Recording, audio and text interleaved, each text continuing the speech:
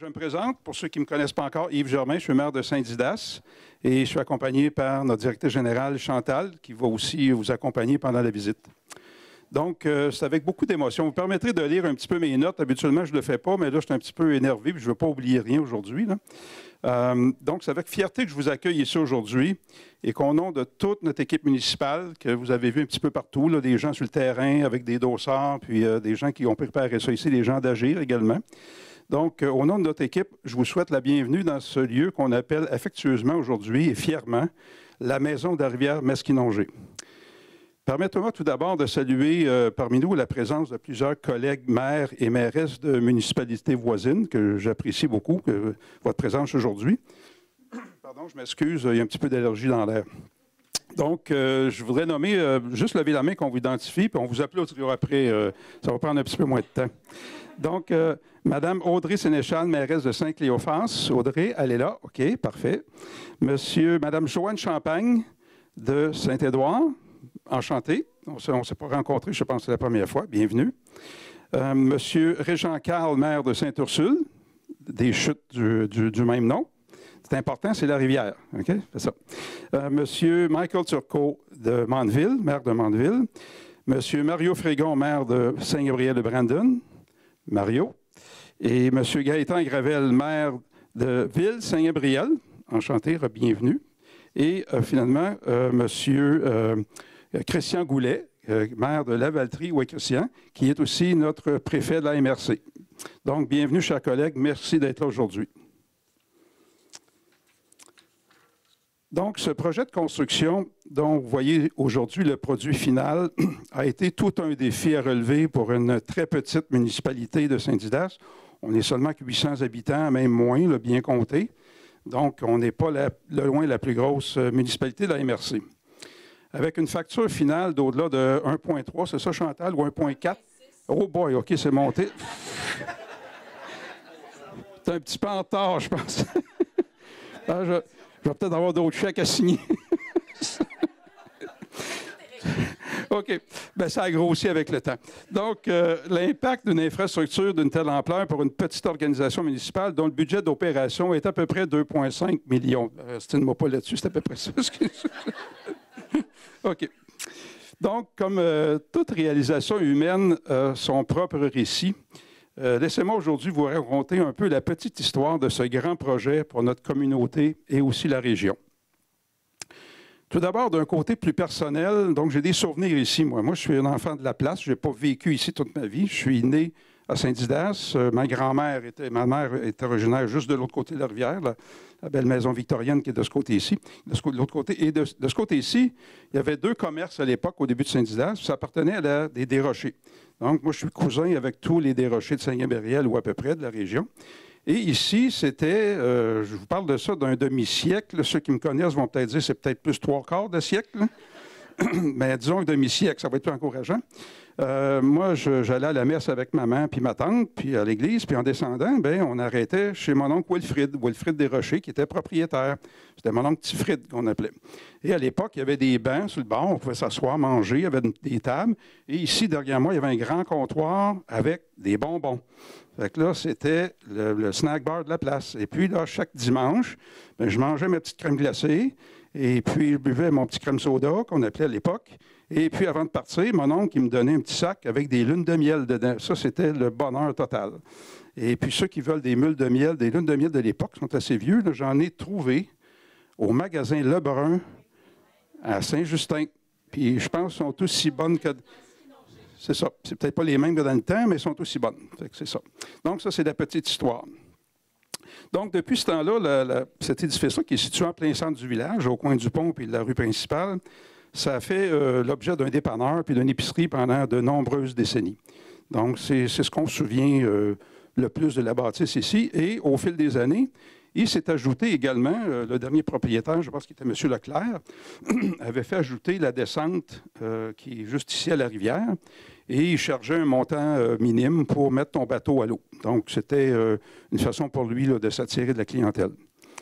Cette propriété-là est devenue disponible en 2018 et ça fait un bout de temps que je voulais absolument redonner à la population un accès libre à la rivière parce que tout était privé partout. Donc, pour ne serait-ce que mettre une chaloupe, aller à la pêche, il fallait aller à Saint-Gabriel. Donc, il fallait connaître quelqu'un sur le bord de la rivière puis descendre toi-même ton bateau. Mais quand l'immeuble est venu à vendre, j'ai convaincu le conseil, ça n'a pas été long, les gens ont accepté rapidement parce que l'idée est excellente, d'acheter la propriété. Là, on avait une propriété qui donnait sur la rivière, mais là, la municipalité se retrouvait avec un vieux bâtiment, pour ne pas dire vieux, là, très, très vieux. Ça ne payait pas de mine, comme on dit. Et il fallait vraiment trouver une vocation utile ou s'en départir parce que les coûts d'entretien allaient grever un peu les finances. Donc, c'était ça le défi. Donc, après quelques tentatives de la vendre, par exemple, donc ça n'a pas fonctionné parce que les gens trouvaient ça un petit peu énorme comme rénovation. On ne savait pas trop quoi faire avec. Puis là, il fallait que j'y trouve une vocation parce qu'il y a beaucoup de gens, quelques personnes qui me disaient, entre guillemets, monsieur le maire, crissez ça donc à terre, ça va coûter bien moins cher. Donc, c'est un petit peu ça que je me faisais dire. Je m'excuse de l'expression, mais c'était ça qu'on me disait. Fait que là, moi, étant moi-même un amateur de patrimoine, j'ai rénové ma maison paternelle. Je ne pouvais pas me résigner à faire ça. Donc, je ne voulais surtout pas créer un trou dans le village, perdre un bâtiment qui avait peut-être pas patrimonial, mais qui avait une histoire dans le village, qui avait rendu service à la population. Et puis, en plus, il faut penser que quand on met à terre un bâtiment comme ça, c'est des dizaines, soit des centaines de tonnes de rebut qu'on envoie à l'enfouissement. Fait que c'est pas trop réjouissant non plus. Donc, je tenais absolument à sauver la bâtisse, puis y trouver une vocation utile. Mais il ne fallait pas grever les finances de la municipalité parce qu'on gratte déjà des fonds de tiroir ici juste pour s'entretenir. Donc, avant de penser à un projet de rénovation, moi, je ne connais pas assez la construction. Il fallait que je me fasse conseiller. Puis là, j'ai pensé à quelqu'un dans mon entourage. J'ai eu comme une petite éclair. Et là, j'ai dit, je pense que lui, il va m'aider. Et j'ai pensé à Jean-Claude Charpentier, qui est ici présent aujourd'hui. Et Jean-Claude, c'est un professeur de structure, c'est ça, Jean-Claude, c'est ça, de construction, peu importe. Et puis lui, il doit connaître ça. Puis en plus, il est président d'AG Masquinongé. Fait que ça, c'est venu comme un petit peu comme allumer des choses. Là, ça vous dit un petit peu de l'origine du projet. Là. Vous commencez à voir ça. Là. Fait que là, j'ai invité Jean-Claude à visiter la bâtisse avec moi. Et puis, à ma grande surprise, on est monté dans le grenier. Là, la bâtisse, c'était croche, puis ça sentait pas bon à l'époque. Bon, il fallait le dire. Là. Et puis, j'ai dit, il va me décourager bien net. Là. Il va me dire de mettre ça à terre lui aussi. Au contraire, il me dit, Yves, il y a quelque chose à faire avec ça. Oh boy, ça, je résume. C'est parfait, là, c'est bon. Fait que c'est là que d'une simple visite, j'ai eu une étincelle, soit l'idée de faire de Agir Masquinongé, un partenaire principal dans l'aventure, parce qu'on en a parlé beaucoup, là, je vous passe les détails. Donc, ça, c'est entre moi et Jean-Claude, mais là, il dit, c'est bien beau, mais il dit, il faut que je convainque, il dit, la DG, là. J'ai dit, Delphine, OK. Bon, j'ai dit, t'es sûr que tu veux l'amener ici? Oui, il faut qu'elle voie ça. Là, j'avais comme un peu peur. Donc, ça sentait un peu le moisi, hein? Je te laisserai en parler. Donc, Mme Delphine de l'Église s'est présentée ici, a fait une visite avec nous, puis là, j'ai essayé de lui donner des petites idées. Puis là, ça a été plus facile que je pensais parce qu'elle a beaucoup d'imagination, puis elle fait beaucoup de projections positives. Puis là, vous voyez la rivière, donc je suis dans plein milieu de mon bassin versant. Donc, tout ça faisait du sens, à tel point qu'elle est enchantée de l'idée du projet et en plus, c'est elle-même qui a trouvé le nom du projet. Donc, la maison de la rivière Masquinongé, ça vient de Delphine. Donc, merci Delphine, ça va rester. C'est ça. C'est ça. C'est ça. Donc, le projet s'est imposé d'en faire des bureaux d'agir, d'en faire des bureaux administratifs et d'en faire aussi un bâtiment dédié à la rivière, de ce que vous voyez aujourd'hui. En plus, ça nous sert de salle de conseil qu'on n'avait pas non plus à la municipalité. Donc, on a trouvé vraiment, en fait, l'objectif que j'avais au départ, de trouver une vocation utile à la bâtisse et ça s'entretient à peu près tout seul. Donc, c'est merveilleux pour la municipalité. Donc, le projet prenait forme, restait maintenant planifié, en fait, sur papier, ce que ça allait être. Puis là, ça me prenait un autre spécialiste que je connaissais parce qu'il avait déjà fait des choses chez nous, puis on était très satisfaits. Donc, ça prend un architecte pour t'orienter. Donc, M. Richard Gravel est arrivé dans le portrait. Richard, il est ici aujourd'hui. Et Richard, je dois saluer aujourd'hui tout le support, Parce que pour un architecte, c'était pas évident. L'imagination, surtout l'imagination, puis la grande flexibilité dont il a fait preuve en tant que professionnel pour nous concocter un projet à notre mesure, puis tout à fait réalisable pour notre municipalité. Donc, merci. En partant, là, ça prenait quelque chose d'assez concis parce qu'on ne pouvait pas s'étaler trop non plus. Parce que là, même à certains moments donnés dans nos conversations, le mot bulldozer est apparu à quelques places. Je pense qu'il aurait trouvé ça plus facile. Mais j'en passe, d'accord? Fait que ça a été un peu la petite histoire. Fait qu'on avait un plan concret. On avait des chiffres, donc il restait maintenant la tâche immense de réaliser tout ça. Et c'est là qu'entre en scène ma plus précieuse collaboratrice, Chantal Dufort, qui est notre DG, qui a pendant plus de 4 ans, ça fait 5 ans maintenant, si ce n'est pas plus, là, qui a été la véritable championne du gestionnaire de ce chantier-là. Parce que là, il fallait trouver non seulement le financement, parce qu'il n'était pas question qu'on mette beaucoup d'argent là-dedans, on avait un petit peu, là, mais il fallait que ça vienne surtout de l'extérieur. Et c'est Chantal qui a vraiment pris le chantier en main, qui a pris le projet, qui a fait les demandes dans les différents services, ministères, peu importe, programmes qui existaient. Et c'est elle qui a réussi à monter le financement. Donc, c'est bravo. Je vais te laisser en parler plus longuement tantôt. Okay. Avant de terminer, justement dans la même ordre d'idée, je tiens à souligner l'importance et remercier tous les partenaires, peu importe lesquels, vous avez toute la liste sur, sur les papiers pour la presse, et qui nous ont fait confiance puis donné leur support tout au long de ce projet-là, parce que sans eux, ça ne serait jamais réalisé, jamais dans cette ampleur. Donc, c'est à peu près ce que j'avais à vous conter comme petite histoire. Donc, permettez-moi de passer la parole à mon collaborateur et idéateur du début, M. Jean-Claude Charpentier, président d'AG Masquinongé. Donc, je vous remercie de m'avoir écouté et je vous souhaite une très bonne visite. Merci beaucoup. Merci, M. Germain. Merci beaucoup. Distingués dignitaires et invités, bonjour tout le monde. Je vais être bref, ça ne sera pas long. C'était au printemps 2020, en pleine pandémie. Je m'en rappelle. M. Germain communique avec moi et Delphine et en nous disant « J'aimerais ça vous rencontrer, j'ai un projet à vous proposer pour AG Masquinongé. » Intrigués, nous allons prendre connaissance de son offre qui nous a tout de suite emballés malgré le scepticisme de certains des membres de notre CA, comme ça a été relaté tantôt. Et ce n'était pas une blague du 1er avril, car il fallait avoir une certaine vision du potentiel de ce que pouvait donner ce bâtiment abandonné et son environnement qui avait besoin de beaucoup d'amour.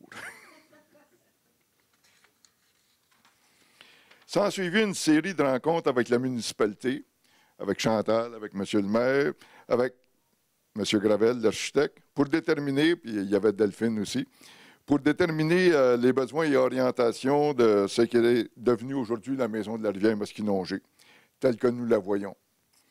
Je voudrais souligner mon enthousiasme et ma fierté d'avoir participé et collaboré personnellement avec AG Masquinongé à la vision de la municipalité de Saint-Didas pour la restauration et la revalorisation d'un bâtiment qui, tant par sa situation que par son importance historique et commerciale, a déjà contribué et continuera de contribuer au développement environnemental, culturel et récréo-touristique de la communauté, si intimement liée à sa rivière. Aujourd'hui, cette maison retrouve sa voix. Et avec elle, c'est toute une communauté qui se rassemble autour de sa rivière avec l'espoir que ce lieu inspire les générations futures et devienne un pôle vivant de rencontres et de mémoire et d'avenir. Moi, je suis Delphine de l'Église, pour ceux qui ne me connaîtraient pas encore. Donc, je suis directrice d'AG Masquinongé depuis 2019, mais en fait, je suis dans l'organisme depuis 2011. Donc, ça fait bien longtemps que je traîne dans la région. Je travaillais comme chargée de projet auparavant. AG Masquinongé, c'est un organisme de bassin versant. C'est donc un organisme qui mobilise l'ensemble des acteurs de son territoire. Son territoire, c'est le bassin versant de la rivière Masquinongé, pour mieux gérer et protéger nos ressources en eau. Ce que ça veut dire, c'est qu'on travaille avec tout le monde ici, avec les municipalités, les MRC, les producteurs agricoles, les forestiers, les riverains des lacs et des rivières. Mais quand même, il faut être réaliste. On n'est pas toujours au sommet des priorités des gens parce qu'ils en ont bien d'autres. Et donc, AG Masquinongé n'est pas toujours, malheureusement, dans le top de leurs pensées. Donc, j'ai été particulièrement heureuse que la municipalité de Saint-Didas pense à nous pour assurer la pérennité de ce bâtiment-là. C'était vraiment un beau projet et donc se sentir impliqué, se sentir valorisé de cette manière, ça a vraiment été quelque chose de très agréable là, pour nous. Ça a témoigné d'une belle confiance envers Agir-Maskinongé. Un projet proche de la rivière Maskinongé qui rassemble la communauté, qui sauve le patrimoine, qui met en valeur la rivière. Comment est-ce qu'on aurait pu refuser ça? C'était une initiative qui rejoignait totalement nos valeurs et donc on ne pouvait qu'embarquer là-dedans. Chez Agir-Maskinongé, souvent on a besoin d'être un peu innovateur, un peu visionnaire pour nos projets. On essaie de faire changer les pratiques, on essaie de faire changer les gens. Donc, ça demande d'avoir beaucoup d'imagination des fois pour trouver des solutions.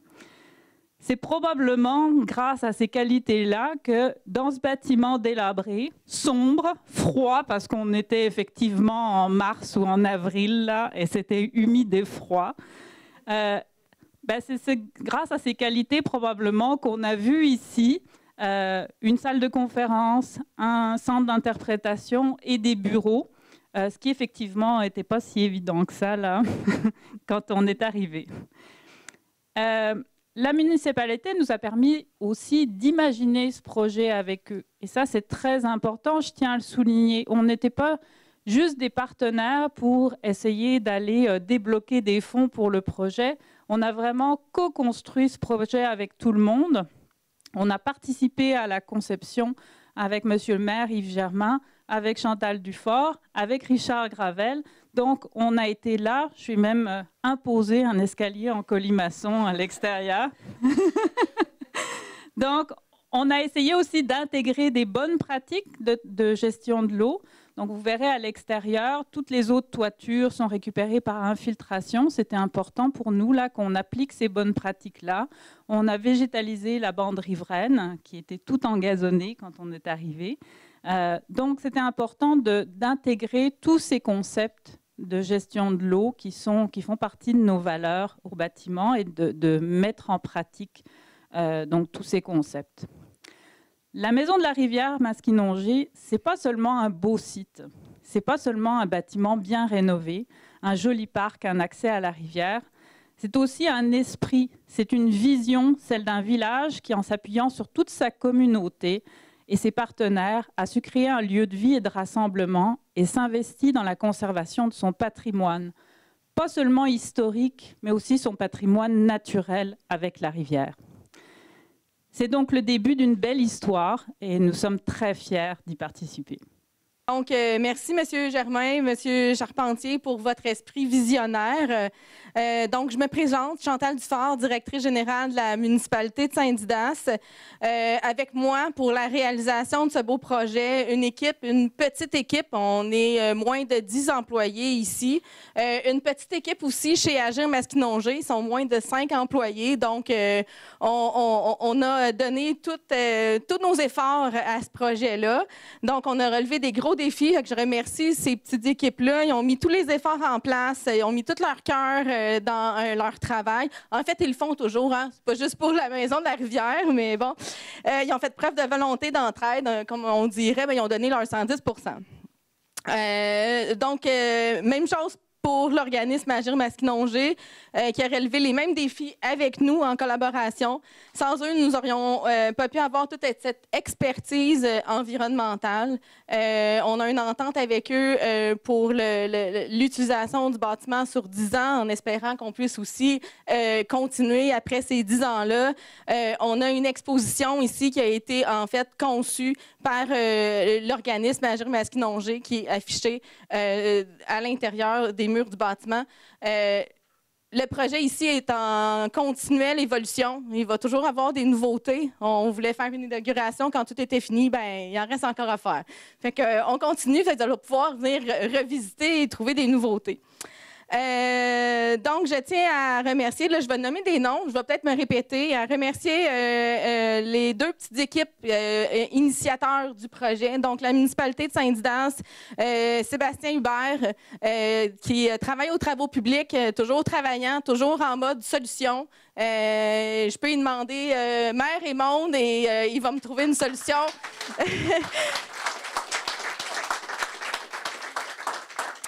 Audrey Soulière, qui travaille avec moi dans le bureau, donc adjointe administrative.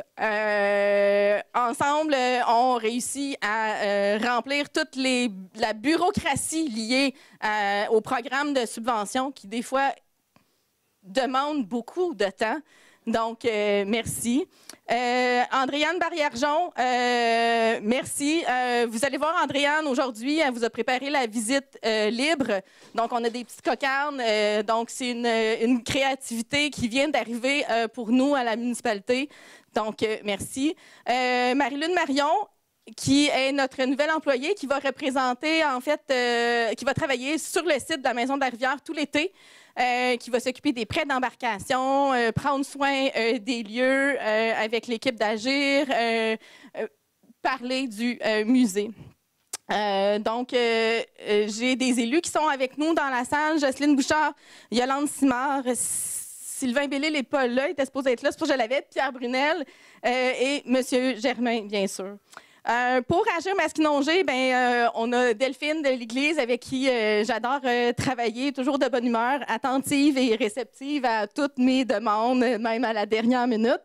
Amélie Saint-Yves, avec qui vous avez échangé lors des invitations de la conférence de presse. Marion Carrier, qui est proche aussi dans la salle, qui va être, bonjour Marion, qui est coordonnatrice du plan directeur de l'eau.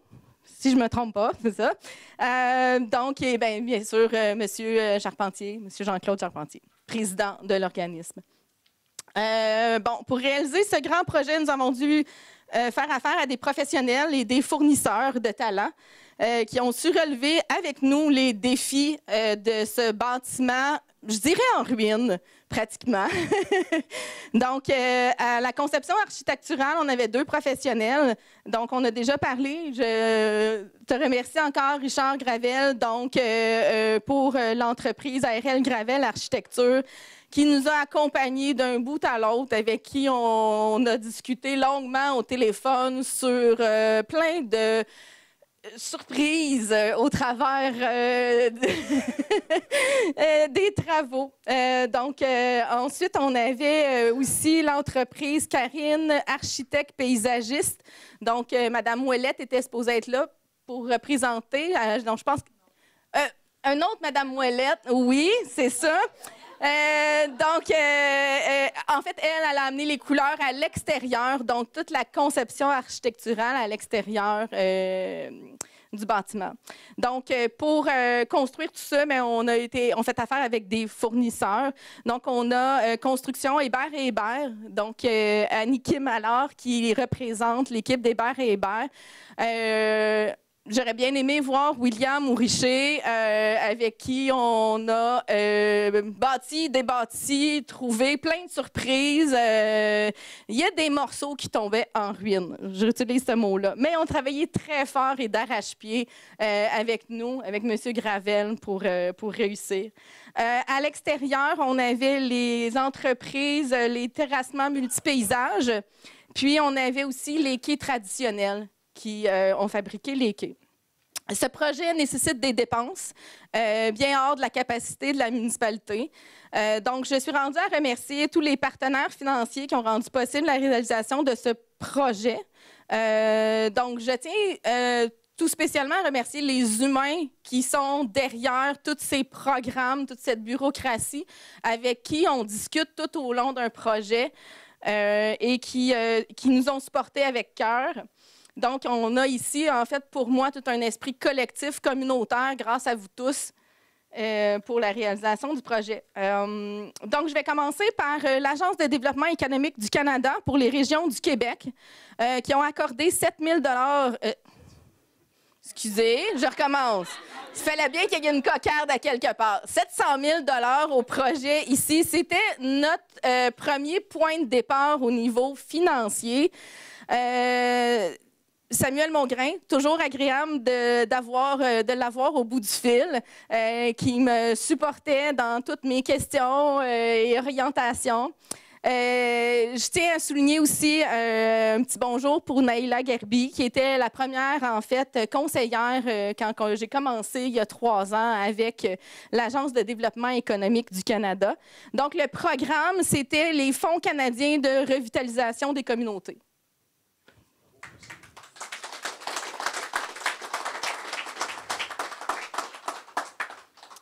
Je passe ensuite à la MRC d'Autrey, qui est gestionnaire et responsable du Fonds Région Ruralité, qui est un fonds en provenance du ministère des Affaires municipales et de l'Habitation, qui ont accordé sous plusieurs volets un 250 000 $ au projet.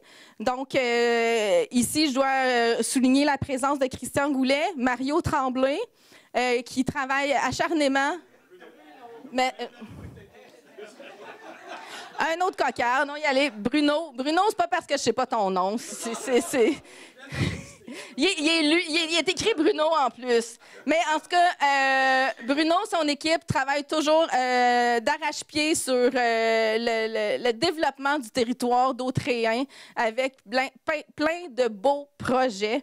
Je ne pourrais pas faire le tour aujourd'hui de tous les projets de la MRC qui nous touchent et qui touchent aussi la Maison de la Rivière. Oui, je vais y venir. J'y viens parce que ça, c'est direct avec la Maison de la Rivière.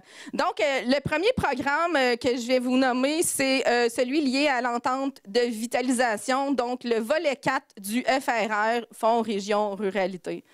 Le deuxième programme, qui s'appelle Programme d'aide aux collectivités, qui est le volet 2 du FRR, comporte des enveloppes dédiées par municipalité.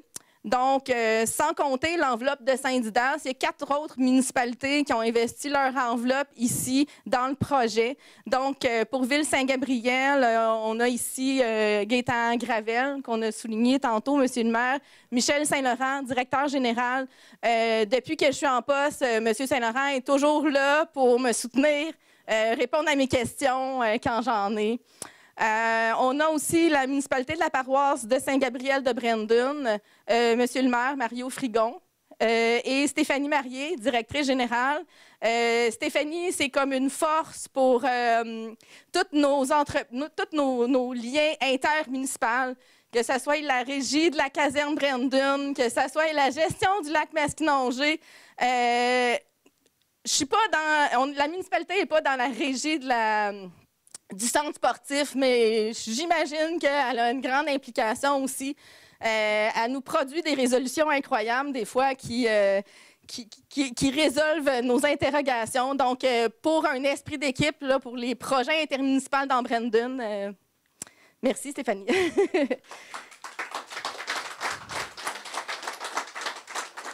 On a aussi la municipalité de Mandeville. J'ai pas vu Audrey, qui était supposée être avec toi, Michael, mais merci à vous deux. Oui, monsieur, ben j'ai votre prénom, désolé, oui, André. Oui, j'avais André, là, j'osais pas. Donc, monsieur Turcot, toujours impliqué, toujours joyal, toujours présent dans les tables de concertation. J'ai pu m'asseoir à quelques reprises pour travailler avec lui dans une table de concertation. Toujours agréable. On a aussi dans la salle la mairesse Audrey Sénéchal de la municipalité de Saint-Cléophas. La municipalité de Saint-Cléophas, pour moi, Audrey, ça fait longtemps qu'on se connaît. Je pense que tu connaissais même beaucoup la famille de ma copine bien avant. Donc, moi, mes enfants sont nés à Saint-Cléophas. Mes deux petits-enfants sont rendus à 18 ans, les deux. Donc, c'est mon premier port d'attache, Saint-Cléophas, dans la région de Lanaudière. Merci.